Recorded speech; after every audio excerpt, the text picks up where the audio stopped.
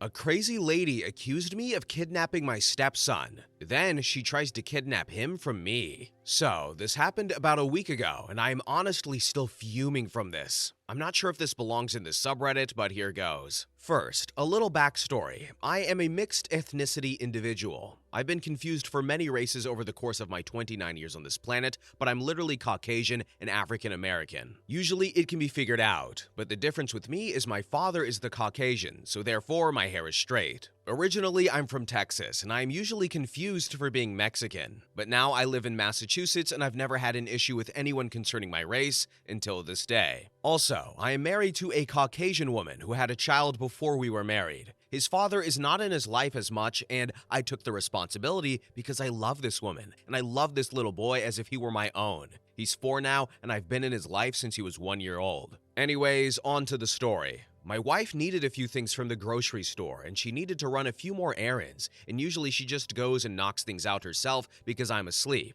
I work at nights, but this particular day, I happen to be awake, and I offered to go for her. She works hard and does it a lot, so I definitely felt it was necessary to do something for her so she could just relax for the day. I took my son with me so she could rest up and just take it easy, and it gave me some time to spend with my son for some bonding. We completed all of the errands, which went smoothly, and then headed to the grocery store to finish up our day. My son, being a typical 4-year-old, was full of energy, running ahead of me, laughing, and speaking to everyone he comes across, which I generally don't mind as long as he doesn't hit anyone and stays within eye view. As I'm making my way down an aisle looking for canned corn, my son jogs to the end of it when an older lady is entering at the other end. My son, being the sweet social butterfly he is, approached and exclaims in an excited, "Hi, me 4 and me Ryan." Bless his little heart. The lady looked down and says, "Well, hello there. You shouldn't be running around unattended. Let's go find your parents." I didn't think anything of her statement because I assumed she just hadn't seen me. Then I say, "Ryan, come back here, bud, please."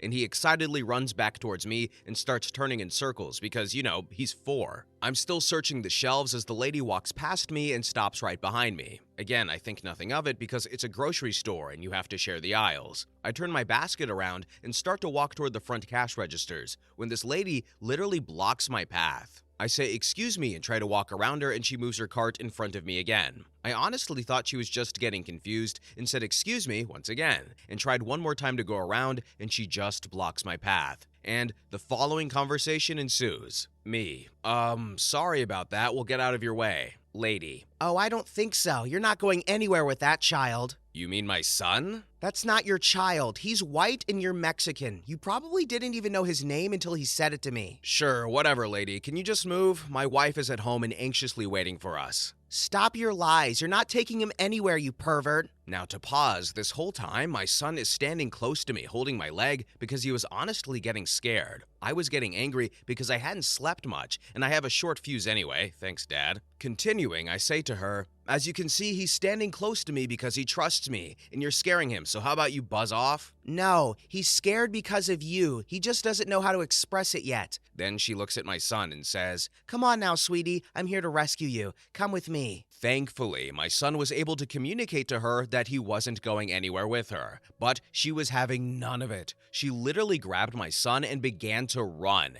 It caught me off guard because I honestly could not fathom what was actually happening. My son starts screaming loudly because he was so scared, and this lady is just like, "Don't worry, sweetie, he won't hurt you, I promise." And suddenly I snap back into reality, and I begin to chase after this crazy wench. While running through the store, I yell for people to stop her and that she's kidnapping my son, and thankfully a worker stops her before she makes the exit. Then she points at me and says, "This pervert is trying to kidnap my grandson, and I was just trying to escape." That's my son, you freaking psycho. Now let him go. The manager didn't know what to believe. I don't blame him. He was caught in a weird situation. So I pulled out my phone and showed him pictures of me and my son that dated a year or so back as proof. This lady still would not give up and accused me of faking them. Like, how would you do that exactly? I'll never know, but whatever. Sadly, there were 2 other ladies there taking the psycho's side and said I was attempting to kidnap my own son because there was no way we were family because of our different skin tones. One even called the police, which I was actually happy about because I knew they'd be able to review the security cameras. Even still, I called my wife to see if she could come to the store to get this situation cleared up quicker. As soon as I told her what was going on, she zoomed to the store. She got there at about the same time as the police. The crazy ladies were giving their statement to the cops when my wife walked in. As soon as she walked in, my son goes, "Mama, help!"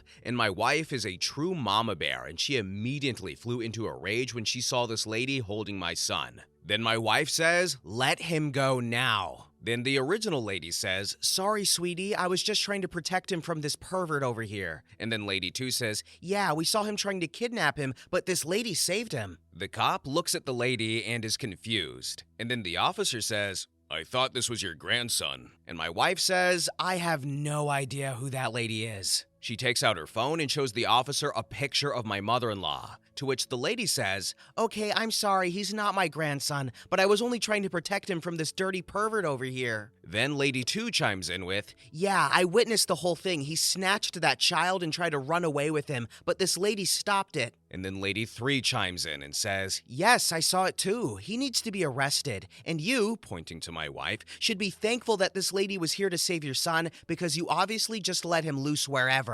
Then my wife replies with, "Remind me, who are you talking about again?" And all 3 crazy ladies pointed at me, and my wife said, "Oh, you mean my husband?" To which the original lady said, "Your husband?" And my wife replied with, "Yeah, who do you think called me and got me here so fast?" I presented my ID to the officer and the manager, and my wife did the same. We also each showed pictures of us on our cell phones to prove we were really a family. The cop nodded in approval and handed us our phones back and jotted down a few notes. The 3 ladies for some reason still kept trying to say this was all fake and my wife was in on the kidnapping and said we needed to be arrested. My wife lost it at this point and let off some colorful words I won't repeat here, but she definitely got her point across. Then, the nail in the coffin came for the psycho trio. The officer turned to the manager and he asks, "Sir, do the cameras work here?" And then the manager says, "Yes, we have them inside and outside." "Okay, great. Let's go review." And then, the 3 ladies' faces went pale, like ghostly pale. The officer reviewed the outside camera as I pulled into the parking lot and saw me take my son out of my car, and then as I went up and down the aisles. And most importantly, the instance the woman snatched up my son and began to run.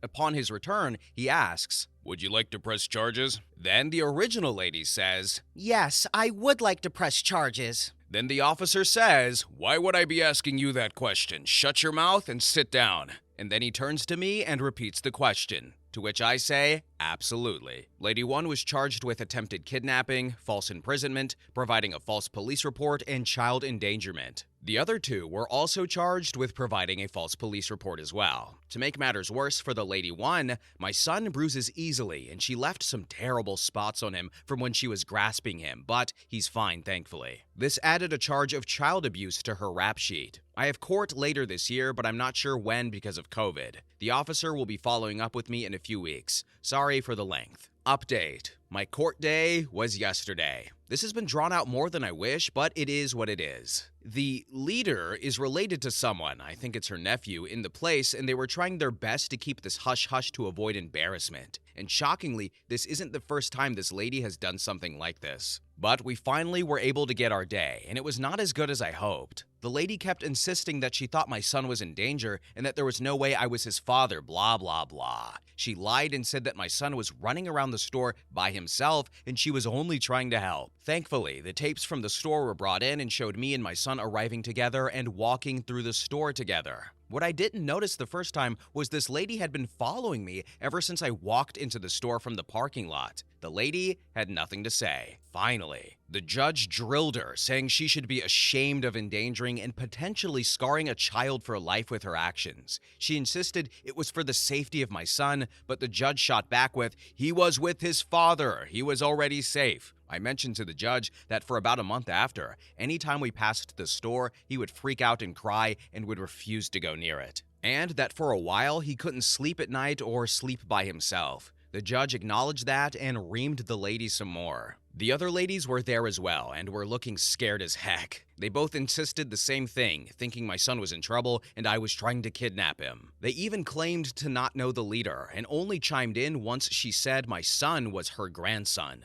The judge looked at them and said, "Well, you should have minded your own business. I understand you," referring to me, "would also like to argue that this is a hate crime." My attorney spoke up at this point and then said, "Yes, Your Honor. They made this determination that the child was in danger strictly because the skin tones of the two were different. He was profiled and publicly humiliated by complete strangers simply because he looked different." She then took the law into her own hands and attempted kidnapping the child. As you saw on the tape, he was followed from the minute he arrived to the store. There is so much more that happened yesterday, but honestly, it's a lot to write, and I'll probably be here all day writing. The three basically got off with a slap on the wrist. Due to their age, the judge just let them off with only probation and community service. The main lady got the least amount of the three due to playing the "my nephew is a deputy" card, but the judge grilled them good and they were all red-eyed and teary-eyed. He threw out the hate crime, saying, "There's not enough evidence to support the claim." Not really sure how to feel, honestly, but I guess it's nice to know that they were somewhat punished,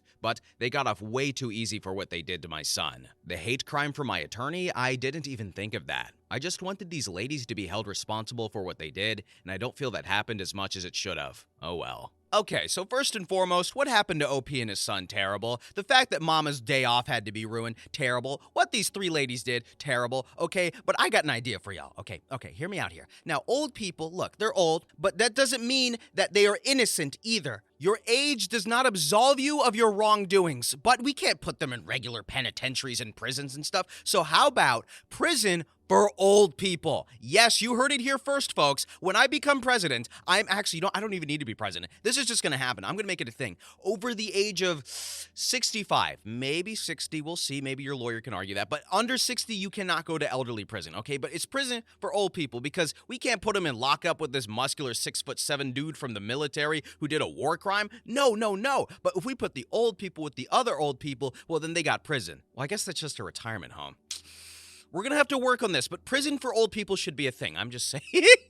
Anyway, next story. Story number 2. My 37M wife, 36F, is turning into an absolute hippie psycho person, and me and my son, 12M, can't stand it anymore. A bit of backstory. I am from Puerto Rico, and my wife is from suburban Kansas City. I moved to New York City in 1984, and she moved here at 18 for college and fell in love with the city. We actually met at a bar and had a one-night stand, and she got pregnant. At first, we wanted her to get an abortion, but we kind of fell in love at first after the one-night stand, and got married when our son was 3 months old. We are very, very different people. I am from the South Bronx and grew up extremely rough. I got into fights, I've gotten stabbed, gotten shot at. Not a great upbringing. I wasn't the worst kid, but my friends were truly bad people. But I mostly got out of that lifestyle by the time I met her. So basically, we've raised our son and have had our ups and downs, but we are both successful at our jobs and whatnot. But in the past year or two, her attitude towards certain things have changed. Here's just a list of what I'm talking about. She refuses to eat gluten. This should give you a staple of the stereotype she fits into now. She is now 100% vegan and gets extremely mad when we eat meat in the house. She goes to yoga 3 times a week and cries when we don't want to go with her. She suddenly doesn't like movies with violence or drugs or partying. She gets extremely protective of our son about this. She doesn't let our son hang out with his friends sometimes because the friends are too rowdy and come from uncultured families. She doesn't let our son bike around the neighborhood with his friends at all. She needs to constantly be with him when he is hanging out. She literally took his iPod and changed the music to what she considers good music. This consists of Justin Timberlake and Mumford & Sons, Macklemore, Taylor Swift type stuff mostly. Our son liked electric dance music and metal a lot. This was one of the worst things she did in my opinion. She thinks that I am way too masculine in the way that I act and constantly tries to correct the way I act, saying I have toxic masculinity in me. She uses this near constantly when I tell her I don't like how she babies our son. She calls the cops on basically any crime she sees, including one time when we walked by a house party and she called the cops because underage drinking was happening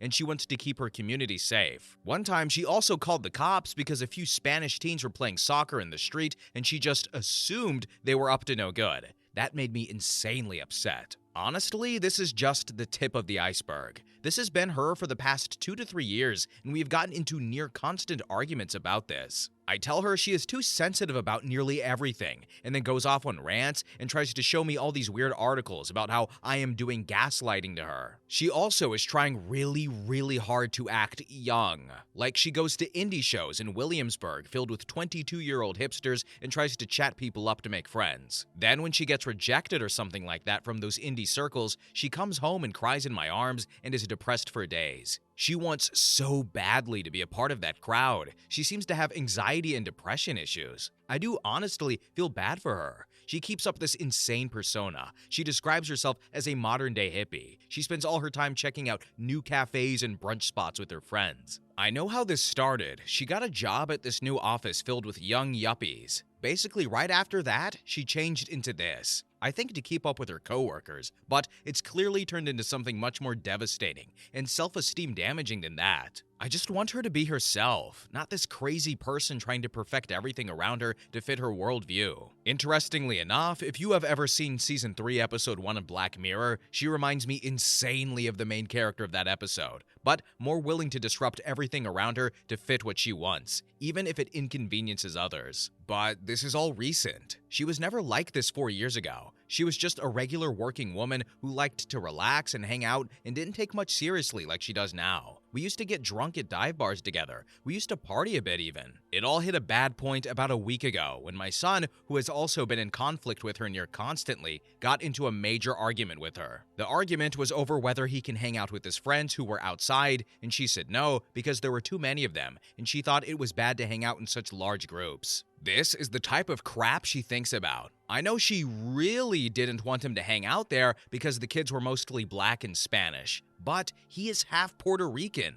And he got so mad, he took dishes and began shattering them on the ground, then he left and didn't come back for 5 hours, while my wife hysterically cried and called the cops to find him. Since then, he is not allowed to leave the house, and my wife has cried nightly for losing our son. She has become extra horrible towards me and my son. She thinks I'm on his side simply because I tried to defend him and say she was overreacting. But every time I say she is overreacting, she has a breakdown and says I am just doing what men do to women.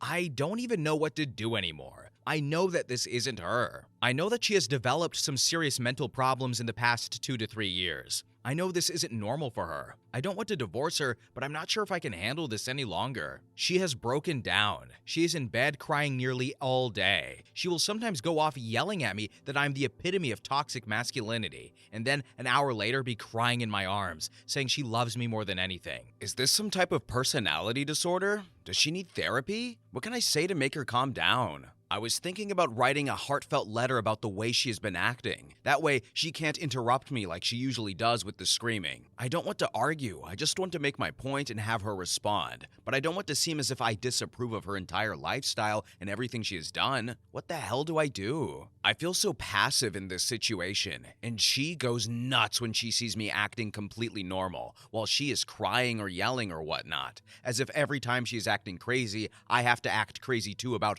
whatever she is crazy about at the moment. What the heck do? I do not want a divorce. I want to help her. We both still very much love each other despite this madness. Now here are some relevant comments. User 1 said, I think your wife has fallen into the perfect modern woman trap. A lot of women get this idea in their head that they have to be a perfect model of femininity, feminism, motherhood, strength, sexuality, youthfulness, social awareness, cultural awareness, etc. And frankly, there's no woman alive that can be perfect, so it just spirals into panic and feelings of failure. Your wife needs therapy. You have to sit her down and lay it all out and tell her therapy is a must for your family to feel whole and peaceful. She needs to understand how serious this is. I agree. I am so glad you wrote that because it really makes me realize a lot of what she is trying to do and why it's causing her so much stress. Also, it helps that it seems to be a common problem with women her age, so she isn't alone. I just want her to know that especially, because I bet she looks around and believes that all women around her, especially at her job,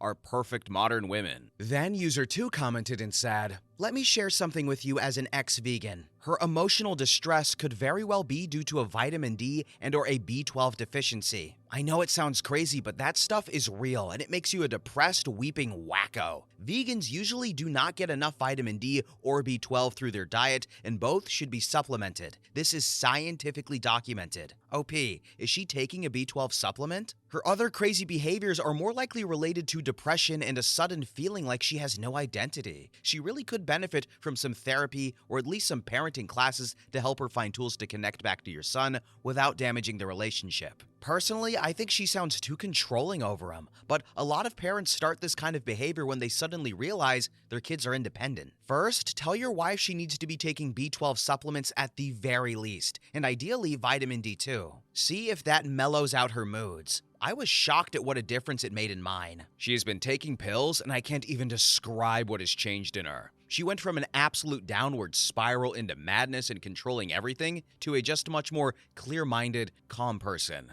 She sometimes feels weird about admitting just how wrong she was about certain things, and she said she never realized how blind she was to how horrible she was treating the people around her. She said her anxiety over things would sometimes spike through the roof, and she over-relied on blogs she read on the internet to help control her life. I am so glad she has been able to admit these things. I honestly feel like some of it wasn't entirely B12 deficiency though. Or at least she might be retracting a lot of the stuff she did and said which had nothing to do with the deficiency. Like her going vegan was a symptom of the original problem, not like veganism is bad, and that she was desperate to fit in with the young yuppie crowd. I'm not sure if she is purposely blaming all of her old weird problems on the B12 deficiency, but that weird stuff started before she went vegan, so I think there was still some insecurity problems there. I'm just glad she has spent the last 2 weeks realizing how problematic she has been. She said she was in like a trance, where she thought the entire world was against her, and the things she read on the internet confirmed that there was some global conspiracy,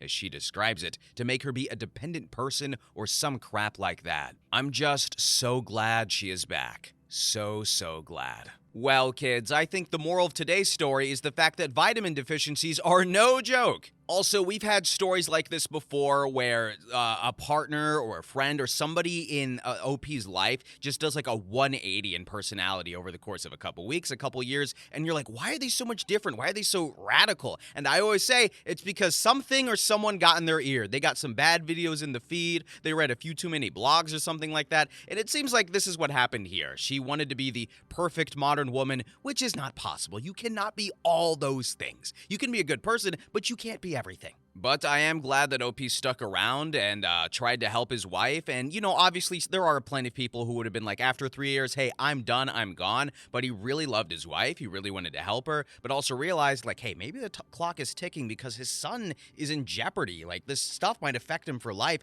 And then Reddit was like, hey, is it a B12 deficiency? And then the doctor was like, yep. Anyway, do your research when it comes to your diets, I guess. But anyway, next story. Story number 3. Random creep has been keeping me from enjoying my hobby out in public. I recently picked up a new hobby of wildlife photography and have been enjoying it a lot. I only get to do it on the weekends due to my work schedule and being a parent to a teen, so the days I get to go are my savior. I like to go to a certain park, sit, enjoy the solitude, and just watch and take pictures. A lot of photographers frequent this park, and I've spoken with them, and everyone is super friendly, except one dude. Every spot I go to, his dumb car parks next to me, and he just sits there. He will say a few words here and there, but mainly, he just sits in silence watching me. He's a photographer also. I don't get the sense that he's trying to end me or anything. It's a very public space, and I'm never anywhere that others aren't around. But he's effing pissing me off because it's about the only time alone I get, and he's ruining that for me. If I move to another spot, he always ends up following me over there. He will eventually leave after about 15 minutes of me failing to acknowledge his presence,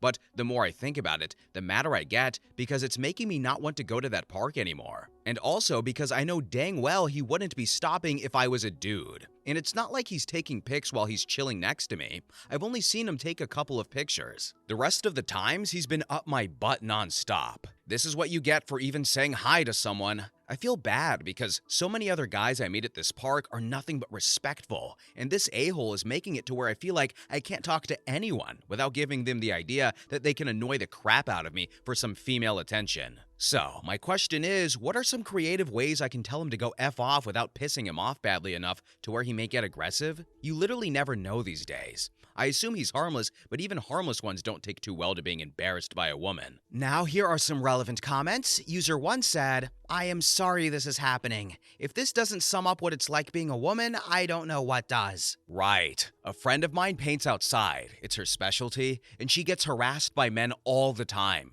She had to pack up mid-painting and leave, which ruins her work completely because the landscape she's painting outside is her subject, and without that reference, she can't finish. She literally had a guy sit there and watch her paint for 20 minutes in silence over her shoulder until she just packed up and left. It makes me so mad. Then user 2 commented and said, is there a park ranger or similar nearby? Just report him. Don't second guess it. Take a picture of his license plate and report him. There is. Good call. Thanks for validating my thought that this behavior should be taken seriously. It's like men always blame us for ruining their fun, and I hate to be the only female photo hobbyist at the park. And now on top of that, I'm tattling on men for innocent banter. That's how they always spin it. But at the same time, he's obviously crossed the line of friendly banter and is making me uncomfortable. I haven't been there in a week, and I'm going back tomorrow. If I see him there, I will get a picture of his plate and report him. I already know if he is there, he's gonna stop, so it will be a perfect chance to snap a picture. And finally, user 3 commented and said, I think speaking to the ranger is a fantastic idea. Just let them know how uncomfortable this guy is making you feel. And if he's doing it to you, maybe he's doing it to others too. Hopefully this can be resolved quickly so you can fully enjoy your time at the park. If you feel like sharing an update, I'm sure lots of us would love to know how things go for you. I definitely will. The plan is to go tomorrow morning and Monday, so I'll definitely update if I see him there. Hopefully it was a one-time thing and I'll never see him again. Or he's a creep and shows up just to see if I am there. It's like one of two ways with these dudes. I felt like he showed up Sunday to see if I was there because the second he saw my car, he pulled up next to me and stopped. So I will for sure provide an update once I have a new one. Thank you all for the advice. Update. He is here, and of course, he keeps showing up at every spot I go to. He did stop for a second, and I got out and made it obvious I was writing his plate numbers down. He instantly drove off without saying a word. I am still here, and the lake is a big loop, so I keep passing him and he keeps waving and slowing down, but I just keep going. Anytime I see him, I pull over and get right behind him. I think he's got the hint I want him to leave me alone because now all of a sudden he's bugging some other photographers, taking pictures of what they are taking pictures of. Of course. I will be reporting him to the ranger and posting him on the local Facebook page.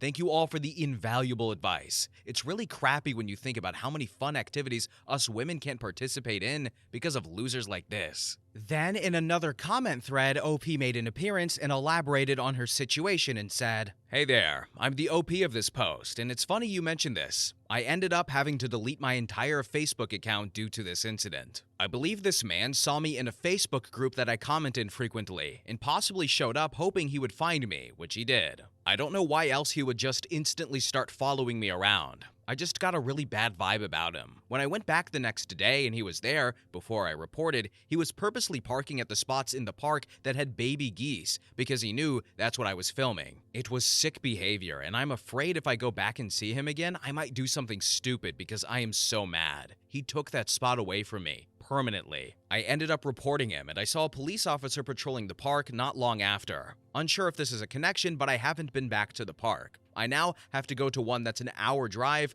but it's worth it to feel safer. Back to the Facebook account. The other day, I commented on a group I'm in regarding a different park 2 hours away. I got an instant message on Facebook from an older man who had a profile picture with his wife in it. I assumed he was referring to a comment I made about the other park because he opened with, "If you have questions about where to find wildlife, let me know." So I asked him if he knew of any active fox dens, and he said yes, and he told me they were in that same park the stalker was bugging me at. To clarify, not the park I was talking about in my comment from moments ago, I mean the original one I was being stalked at. Then this guy goes, "I'll take you and show you where to find the best birds," and I instantly blocked him and deleted my entire Facebook page. A month ago, I had commented that I had been looking for wood ducks at the first park, the one I can't go to anymore. And this man, the one who DM'd me, had commented he would show me and I ignored it. So a month later, he starts messaging me and saying he's gonna show me where the best birds are? Freaked me out, it made me feel like he's been watching my activity on Facebook. Maybe I'm just being paranoid, but I'm playing it safe and I made a new account with my dad's picture and a fake name of Rick, so I look like another old man, and rejoined the groups. Unfortunately, I am a pariah in these wildlife photography spaces. Everyone in my group is a male over the age of 60.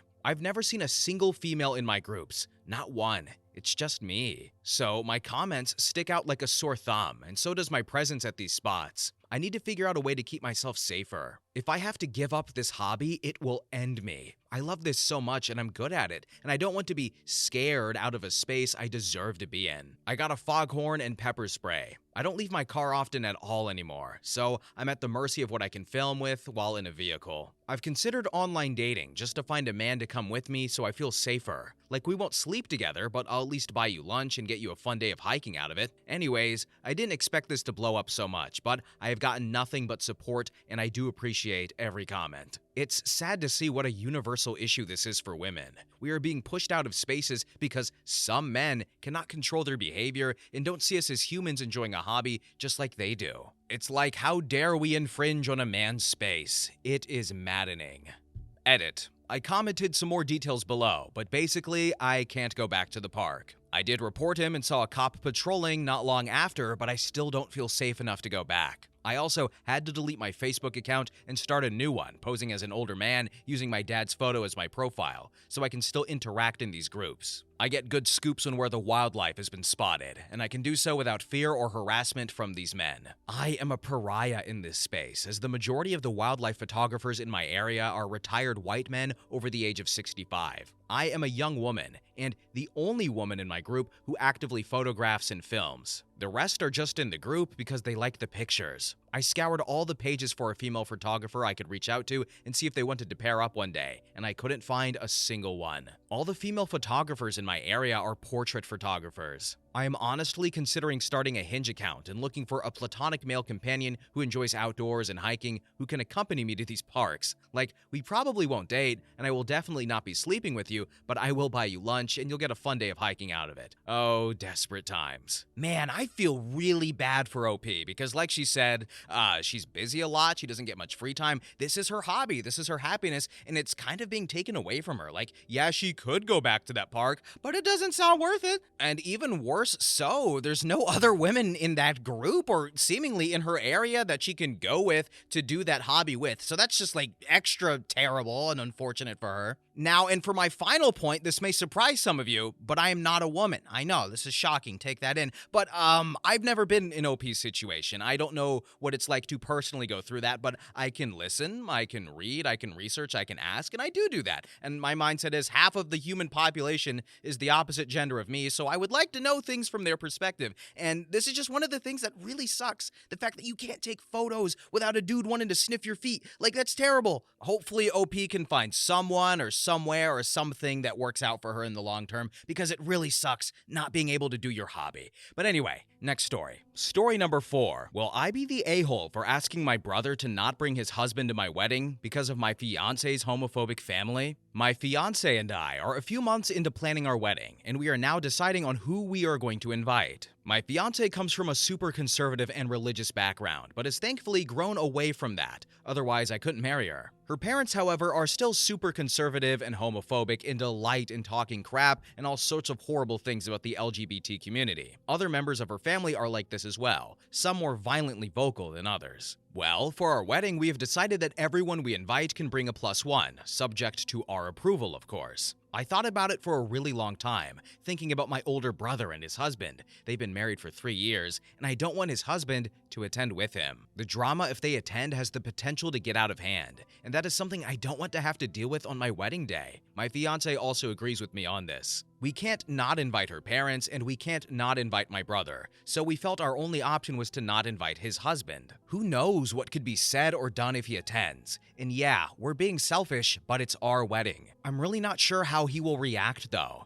It took my brother a long time to accept himself, and I'm sure this won't feel good. But at the same time, maybe his husband won't want to attend anyways. I have nothing against my brother's husband. He is a lovely man, but we are just trying to have this day go smoothly. When we extended the invitations out, I think I'm going to go to my brother in person and ask him not to bring his husband for all the reasons above. So, will I be the a-hole if I asked him to not bring his husband? Now, here are some relevant comments. User 1 said, OP, you are the a-hole. I understand it's to make life easier for a day that should be important to you, but honestly, it's still a crappy thing to do. Your wife needs to tell her family to just not be a-holes for 5 hours out of their lives. Then user 2 commented and said, you're the a-hole. Instead of disinviting the bigots who would cause problems, you're choosing to disinvite a decent person who happens to be gay. Let me ask you, OP, are you going to exclude your brother and his husband from every family event from now on? Birthdays, holidays? What happens if you have kids? Will you exclude them from your kids' lives because your wife's family thinks they'll be a bad influence? What if your kids are LGBT? Will you cut off your wife's family then, or will you let them mistreat your own children? What do you think your exclusion of your brother's husband will teach your kids?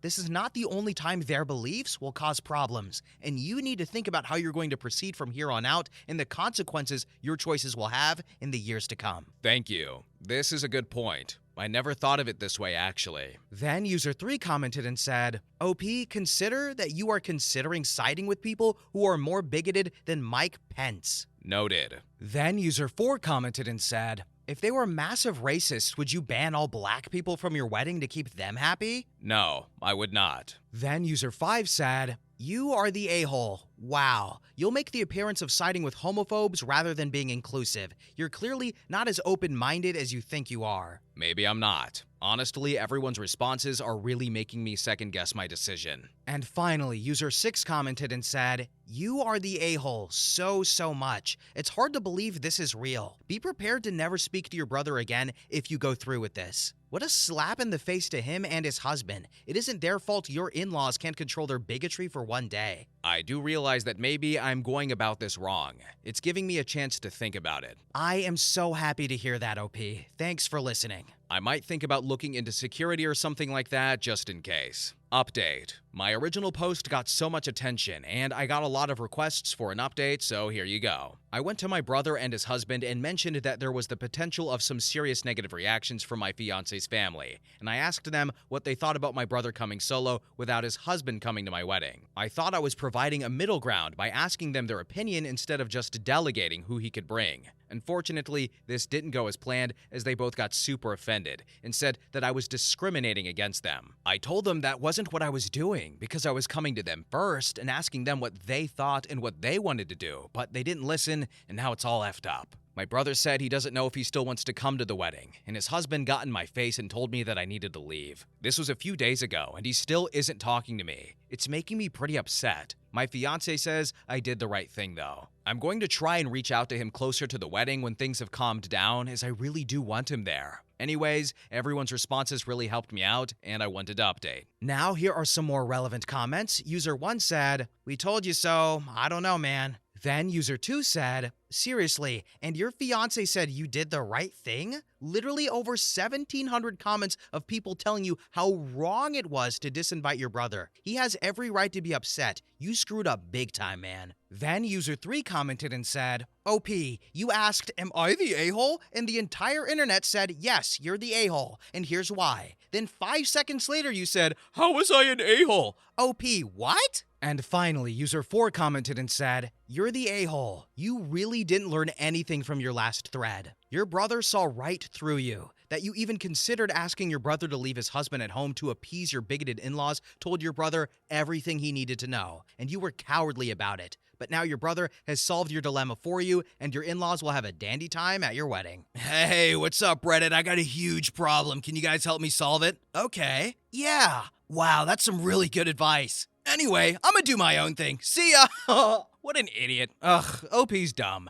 And the fiance was like, you did the right thing. No, you didn't do the right thing. You messed up. And you better hope you can reconcile with your brother and his fiance. Otherwise, I don't know. And that's provided they even want to talk to you after what you did. Anyway, next story. Story number 5. My friend keeps on talking about my ex in front of my fiance. My 29M best friend, Jess 29F, keeps on mentioning my ex 29F in front of my fiance, and I am thinking of cutting her off. I want to know if I am overreacting or if Jess is in the wrong. For context, Jess and I went to the same high school and the same college. We were friends in high school. However, since we both went to the same out-of-state college, we became best friends since then. We have always been there for each other during the best and worst times. However, things have always been platonic, and she is more like a big sister to me, who made sure I stay on the right track. I have only been in 2 long-term relationships so far. One was with my ex Lisa for 7 years. We met in college and dated all through our college years. Lisa and Jess also became good friends too. After college, Lisa and I just grew apart and had different goals in life. I became boring after college and I was working on my PhD while doing a full-time job. Lisa broke up with me as she wanted to party on weekends while I was home studying. I was heartbroken, but I don't think I ever blamed her or had resentment towards her, as I understood my decisions were selfish and should not hold her back from having the best life she can have. Jess always stood by me and comforted me during that time. Jess and Lisa were good friends, and Jess always kept on telling me that Lisa loves me and will be back one day when I am ready. I foolishly held on to that hope and stayed friends with Lisa. That was until I met my fiance, Yang. After I finished my PhD, I got a nice job in a big tech company. Yang joined our team a year after me. We started going out for drinks and dinner, and we started dating seriously pretty soon. We are happy together and financially in a great place. Needless to say, I stopped talking to Lisa after I started dating Yang. I proposed to Yang a year after we started dating and got engaged last year. Jess has been acting weirdly since we got engaged. One of the first things she said to Yang after we got engaged was how I had planned the same thing for Lisa, proposing on a local hiking trail. It was a bit off-putting that she was bringing up Lisa, whom I broke up with almost 5 years ago, on such a happy occasion. However, Yang asked me not to spoil my mood as she felt Jess was just commenting on how I had that plan in mind for years. Since then, every time we meet, Jess without fail brings up Lisa and how the things I am doing are all the things I had planned with Lisa. This happened when we bought a house, planned for vacations, etc. Jess always starts with some nostalgic story and then brings up how Lisa and I were so happy together. She is still good friends with Lisa and keeps giving me updates about Lisa and how great Lisa is doing at work when no one is asking for it. It felt like she was painting a rosy picture of Lisa to Yang and telling Yang that she would always be second to Lisa. Yang told me Jess's comments bothered her, and I also felt the same. I have brought this up with Jess many times and asked her to not do it. However, she says she will try, but since I dated Lisa for 7 years, she would be part of many stories from the past. Also, she asked me why talking about Lisa bothers me and if I still have feelings for her. I have reduced hanging out with Jess. However, she is close with my mom and is always invited to all of our family parties and holidays. I spoke to my mom and sister about this, and they feel I am overreacting. They feel Jess is just telling stories, and since the stories are mostly from college days and later, Lisa will be a character in the story. They also feel I should not be bothered by Jess mentioning Lisa since we broke up a long time ago. I feel that is disrespectful to Yang, as she doesn't want to nor need to hear about all the fun Lisa and I had when we were together and how we were planning to get married. So, do you think I'm the a-hole for trying to stop her, or is Jess truly acting out of line? Now, here are some relevant comments. One user said, "Probably need to separate your time with your fiance away from your friend. On a side note, your friend comes across poorly on one other aspect. When you were too busy to date so you could study, she's encouraging you to stay available while your ex goes about dating around? Do you think she ever encouraged your ex not to do so? Or do you think she was telling your ex she could have all the fun she wanted because you'd still be around? Food for thought." My best friend thought we were 24 when we broke up, and she always justified that Lisa was young and it's natural to date around before you settle down. She also encouraged me to do the same. However, after my breakup, I decided that I would not be in a relationship based on what happened to the previous one, and never dated anyone until after I graduated. Then another user commented and said, "Not wrong. In fact, it's thoughtful of your fiance's feelings. Also, OP, you said, Jess always kept on telling me that Lisa loves me and will be back one day when I am ready. Yikes. You should probably say something to Jess like, "You keep bringing up my ex and keep making comments which are dismissive of my relationship with Yang. I'm telling you point blank that this is harming our friendship, and it saddens me that you dismiss my feelings as being unimportant on this topic. If you can't respect me in my relationship with Yang, please understand why it will likely end our friendship." So, here's the thing. We have had this exact conversation. Jess then proceeded to ask Yang, is she offended by her telling stories about me? Yang was polite and said she is okay. Then, she told me I am being too sensitive. Then another user asked and said, "OP, do you know if Lisa is married? Maybe Jess is trying to sabotage your engagement so you can be with Lisa." I know Lisa is single. She has not been in any serious long-term relationship after me. In fact, Jess always makes that a point and brings it up to me regularly and updates me, even after I tell her I have no interest. My mom loves gossip, and they also discuss a lot about Lisa regularly. Also, at this point, I suspect Jess is just being mean to Yang. I would have cut her off a long time ago. Then one user said that Jess is just being mean and asked OP if he has spoken to Lisa at all. At this point, I suspect Jess is just being mean to Yang. I would have cut her off long ago if she was not so close to me or my family for so many years. Lisa is out of the picture, to be honest. I have completely gone no contact with her for the last 2 years. And finally, one user suggested to OP that Jess probably has feelings for him. That is not true. I did not write it since I thought it was irrelevant, but Jess is happily married and has a 3-year-old kid. Update, 22 days later. After my post, I decided to speak to Jess and gave her an ultimatum not to speak about my ex, Lisa, ever again. I know Jess and Lisa are still friends, but I was uncomfortable of her comparing my fiance Yang with Lisa all the time. I broke up with Lisa 5 years ago, and she is nothing but a faint memory in my past. Jess kept on defending herself and telling me that I was with Lisa for most of my adult life, and it's hard to tell any stories from the past without including her. She also blamed me for being emotionally childish and just forgetting about Lisa when she was with me for 7 years. Finally, Jess agreed that she will not bring up Lisa in front of Yang, and I should also not treat Lisa as she does not exist since she is still Jess's friend. I informed Yang about our conversation. Although she was appreciative about it, she said I did not need to do it, and she knows how much I love her. And every time Jess brings up Lisa, she feels sorry for Lisa because she let a guy like me go. Yang went to visit China 2 weeks ago for a month as we plan to get married in her hometown.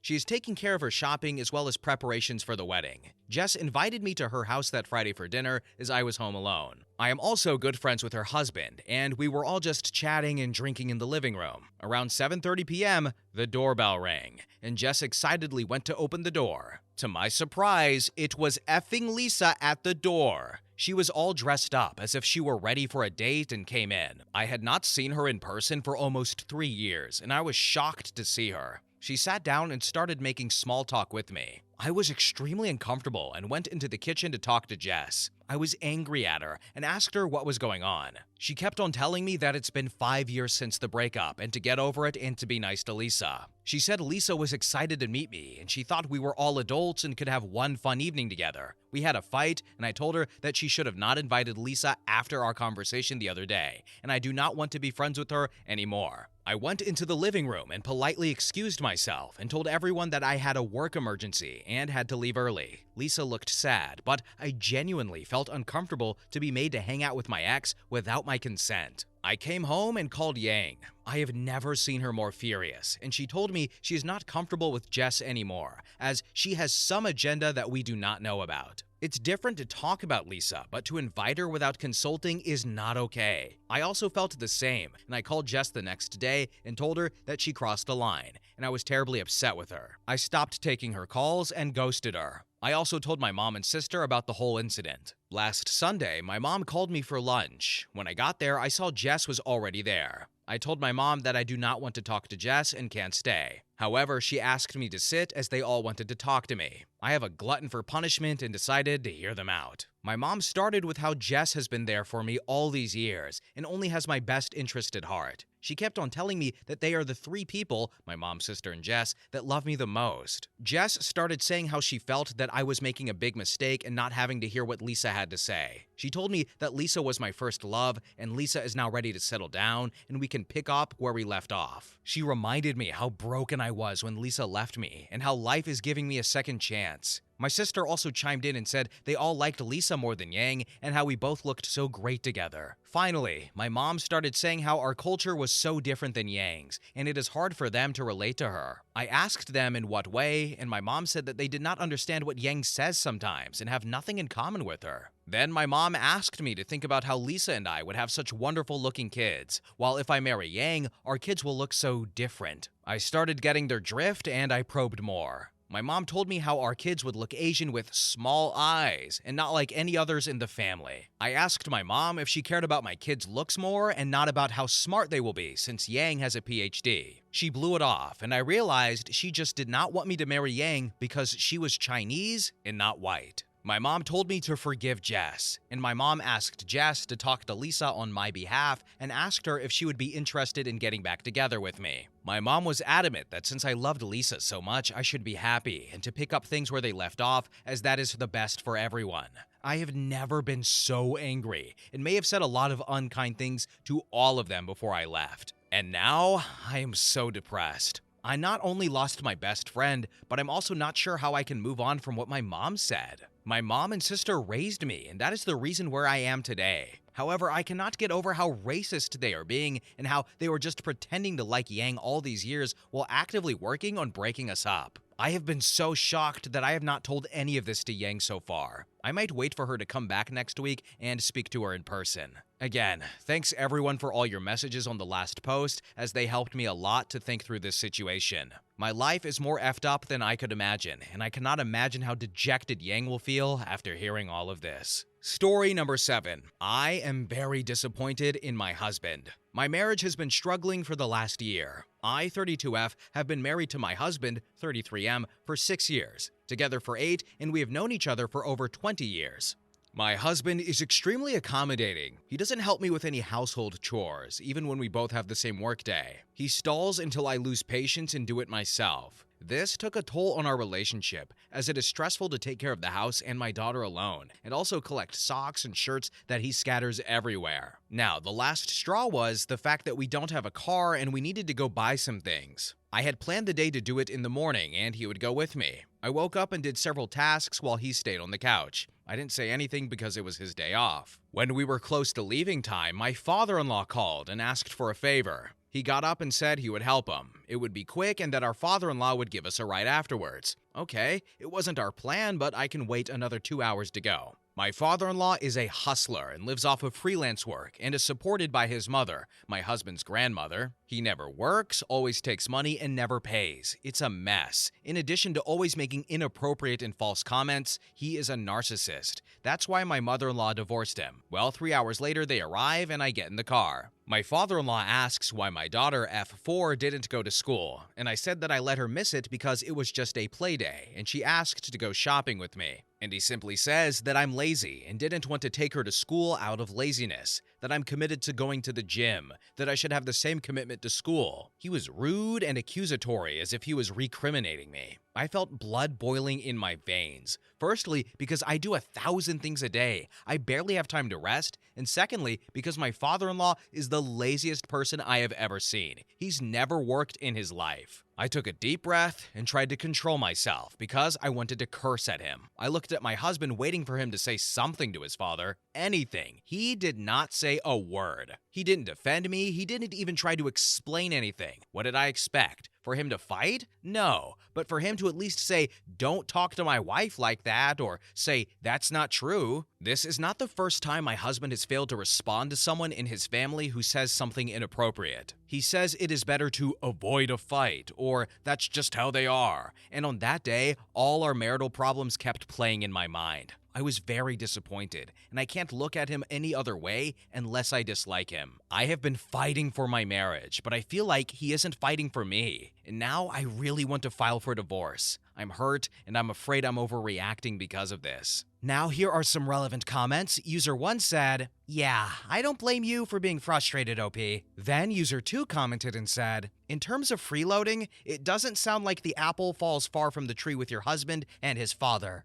I'd find it incredibly hard to stay attracted to and maintain respect for someone so sedentary. He doesn't express any desire to contribute to your household, to take care of your child, and is so complacent that he isn't willing to stand up for you. If everything is down to you, what would you lose without him? If he stalls until you give in and take over his share of responsibilities, what is he actually doing that you couldn't do yourself as a single parent? Or how is your situation now any different to being a single parent? If anything, the only thing you would be missing is the constant resentment that arises when you're constantly made aware that you're in a partnership where you're giving everything and receiving nothing back. Sharing custody would, ironically, mean that you and your partner would have more equal caring responsibilities of your child than you seemingly currently do in your marriage. If you haven't expressed these issues to him and how close you are to calling it quits, now is the time to share. If you've already tried to no avail, then maybe it's time to start thinking about the logistics of ending your marriage. Update. Since I wrote here, many things have happened, but long story short, I told my husband it wasn't working for me anymore. I asked for time to put things in order. He didn't respect my space, and in a few days, he got sick and ended up staying home. He was at my father-in-law's house, and he was sleeping on the couch. He asked us to go to individual and couples therapy, and he said he didn't want to lose me. Well, a few days ago, my brother-in-law came to visit me, and they were talking about my marriage. I'm not proud to say this, but I overheard part of the conversation. My husband said he was trying hard to get back to being intimate, and that he intended to get me pregnant, knowing that with another child, I would never leave him. My brother-in-law laughed and said he would have to pierce more condoms for this. I don't take birth control at the moment, and we are using condoms as contraception. Anyway, after hearing that, I am so angry, and I've barely been able to look at him for the last few days. I've been avoiding him, and honestly, there's no more time to fix our marriage. How could he be capable of something like this? I feel deceived and manipulated in ways I can barely explain. He still doesn't know that I heard, and he doesn't know that I'm going to file for divorce. Now here are some more relevant comments. User 1 said, I read your original post and I think you are doing the right thing to divorce your husband. Don't tell him anything until you are ready to serve him the papers. Make sure not to get intimate just in case. He and his family seem to have no hope of changing in the future, so get out ASAP and live your life. Focus on yourself and your child and start planning for a new life without the dead weight on your back. You are being a good role model for your daughter and for her future. I wish you all the best. Then user 2 commented and said, your husband agreed with the idea to SA you to keep you in the marriage. Avoid intercourse if possible. Keep your plan close to your chest until you're ready to serve. Tell someone you trust if you're able to, just in case if you need support. Update number 2. Event. Not exactly an update, but a rant. Today, I went to great-grandmother's house, my husband's grandmother, and we sat down to talk, and she told me about a big fight between my father-in-law and my husband, and that my husband had cut him off. I knew that they hadn't spoken in weeks. My husband arrived, and we stopped gossiping in the kitchen and talked about trivial matters. At one point, we heard the gate slam. The gate at Grandma's house is noisy, and my husband got up and went to see who had entered. Moments pass, and we begin to hear altered voices. My husband and father-in-law were yelling at each other, and my husband was saying things like, you never recognize what we do and the opportunities we give you. You've always been a terrible son, a terrible brother, a terrible father, and a terrible husband. I'm tired trying to help you. I did more than I should have, and you never get better. And yes, Grandma and I were listening behind the door. But when the argument got more intense, I entered the room and started asking them to calm down. Grandma can't be nervous, and she was nervous. I have never seen my husband so nervous in the almost 25 years I have known him. As I said in my first post, he is not confrontational and does not fight. But my husband attacked my father-in-law and pinned him against the wall and shook him. I ran and tried to push them away. At some point, I put my hand on my father-in-law's arm, and he turned it sharply. I felt pain, but I was too nervous to see what had happened. My husband reacted to this attitude by pressing my father-in-law even tighter against the wall, and it was with great difficulty that I managed to push my husband away, who was beside himself, and expelled my father-in-law from Grandma's house. My wrist turned purple and swelled. At the same moment, my husband turned pale when he saw it. We went to the hospital, and I spent the rest of the day between doctors and x-rays. No bone was broken, but the orthopedist had to put it back in place, and it hurt a lot. I even cried. I will use a compressor for 5 days. I'm writing this with my left hand. My wrist is hurting a lot. My husband is torn between worrying about me and going to fight with his father. He went to get my medicine and stopped by work to catch some time off. I demanded an explanation when he returned. I want to know why my husband became so extreme. What led to all of this? I don't know what to do now. I just wrote to vent. I still haven't told him about the conversation with brother-in-law, nor about getting ready to leave. At the moment, all I can think about is what my father-in-law did. So, we didn't really get, like, a resolution here. It seems like maybe there'll be an update down the line. We do updates here, but I can only go off of what I've heard. And let's talk about the poking holes thing. That's terrible. Oh my goodness. But the guy is lazy and she wants to get rid of him. It's quite simple, and she has talked about it, and he won't stop being lazy. He won't contribute, and they've known each other for 20 years? Like, is this recent behavior? She didn't say that. So I don't know, maybe she's just now realizing it. Maybe it's just catching up to her. Maybe he's only recently started being lazy. I don't know. I don't think she mentioned a time frame for this behavior. I'm just quickly scrolling through, but I don't think so. They've been together for 8 years, as she said, though. But again, if she wants to leave the guy, then I'm not going to blame her if she wanted to ditch him tomorrow. Like, couples therapy or not, the poking in the whole business and that little conniving scheming with the brother-in-law, excuse me, no, you don't deserve this woman. As a matter of fact, I want them to get divorced so he has to get off the couch. Poor guy, he won't be able to watch NASCAR. Anyway, guys, we are at the end of the video. Thank you for watching. I'm going to go do a backflip. Not really. But anyway, have a good day. Bye-bye.